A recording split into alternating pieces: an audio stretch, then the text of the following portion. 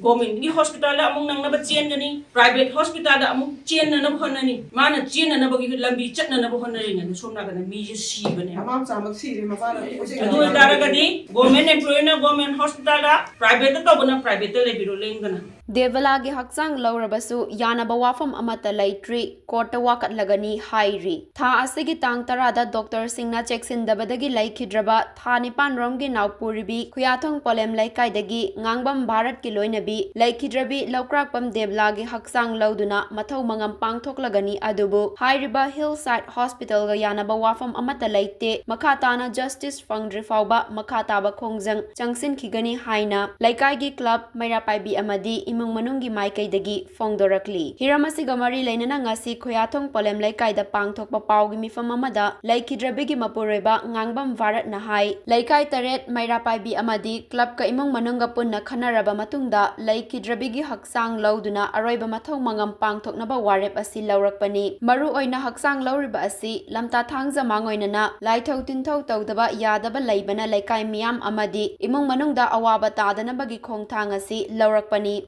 Adubu Hakchang Lauba asiga Laikhidabada Jeneriba Hospital asiga Karigumba Makhal Makha Amatada Yasinaba Leitri Makhatana Justice Fangdri Fauba Khongjang Changsin Khigani Haina Fongdokhi Mahakna Makhatara Hai Hiramasiga Mari Lainana Manipurgi Governor Chief Secretary Yauna Health Services Kamari Lainaba Khuding Makta Hairiba Hillside Hospital asi Kupna Investigation Tauraga Hospital asige license Kakthat Piyu Amadi Jeneriba Sing Matik Saba Logi Matung Inna Chairak Pibinaba Memorandum Fauba Tha asigi Taramangada Pisin Kibasu Laikre Adubu Hauzik Fauba Karigumba Positive Response Amata Lakpa Leitri Loinana Police ki Maiki Dagisu Ngasi Fauba Thabak Thoram Paikhatpagi Wafam Thamlakpa Leitri Maramasina Makhatana Khongjang gi Sarukama Oina Achumba Bichar Chathabinaba Court Wakatlagani Haina Fongdokhi Paugi Mifamadu da Sarukya Khibi Kuyathong Apunba Mairapaibi gi Co-Convener Konsam Rina Devi na Hai Lenga ki Hospital da Thabak Tauna Dr. Singna Private Hospital Singda Amuk Thabak Tauriba asi Mari Lainaba Singna Yengsinbiyu Lenga ki amadi Private Hospital anida Nangnanaba Chenaba Hotnabada Mamal Yamlaba Patient Kayagi Punsi Pikhamna Halle Haina Fongdokhi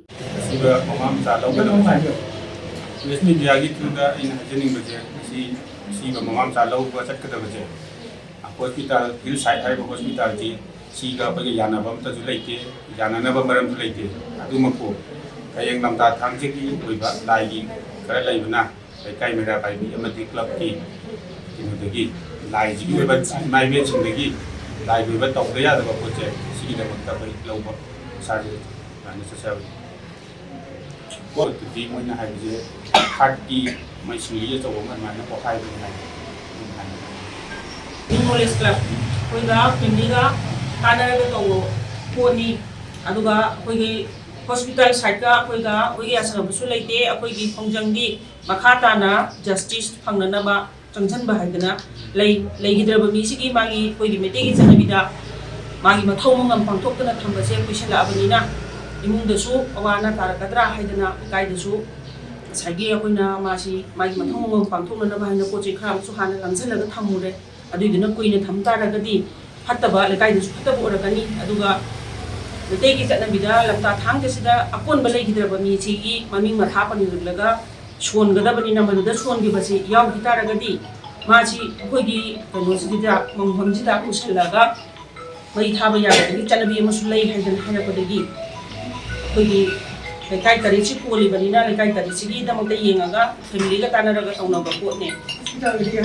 Gomingi Hospital Service to Riba, me Amana, private hospital at Chatlaga. Thabak to bayai habaje karamba sarkar na karambu organization na ayaba pigi bage sen khara phangna na bagi damakta mi lalon base doctor hariba singham sida mkhoi ideology da yaura adu oitaragadi ma private hospital da service to gi haragana government service to thopiro ma private hospital sida lendana lebiro concern mana yengoriba ma gi patient singje mamut kana yengba ngamna ba Government hospital among nang chen gani private hospital among chen na honani mana chen na bagi lambi chat na honani ngani somna kana mi je si bane amam samak si ma fara adu daragadi government employee na government hospital private to bana private le biro lengana ꯁꯤꯅꯤ ꯑꯩꯈꯣꯏꯅ ꯊꯝꯖꯅꯤꯡꯉꯤꯁꯤ